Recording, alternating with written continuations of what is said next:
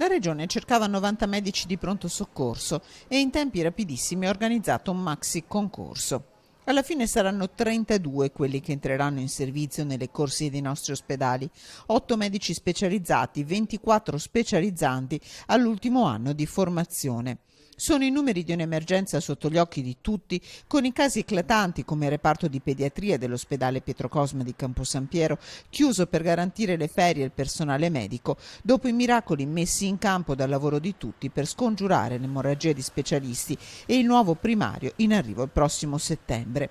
Dalle Alpi al mare, dalla Marca Trevigiana al Polesine, il ritornello resta lo stesso. Da Padova a scattare un'impietosa fotografia ci pensa il presidente dell'Ordine dei Medici, Paolo Simioni, che tocca il tasto dolente le scuole di specializzazione.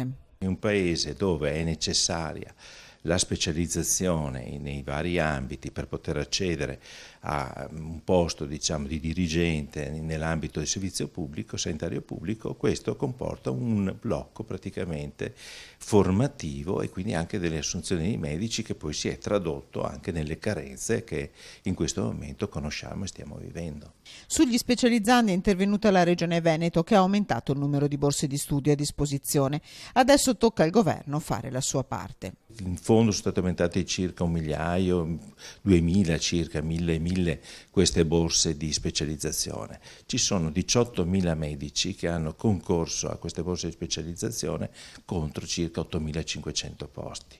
Ora, se il problema c'è ed è un problema serio ed è un problema che va affrontato, la risposta non può essere certamente questa. In Veneto per ora si sta cercando di arginare il problema, ma il tempo per soluzioni concrete stringe. Oggi possiamo ancora far fronte a quelle che sono le emergenze con enorme difficoltà e grande sacrificio da parte di tutti i colleghi e anche grande capacità da parte degli amministratori di comunque cercare di riorganizzare i servizi, però se non c'è una prospettiva chiara e ben definita che deriva dal fatto di fare un vero, importante, grosso investimento sui giovani, non riusciremo tra pochi anni ad avere risolto il problema, quindi saremo punto e a capo.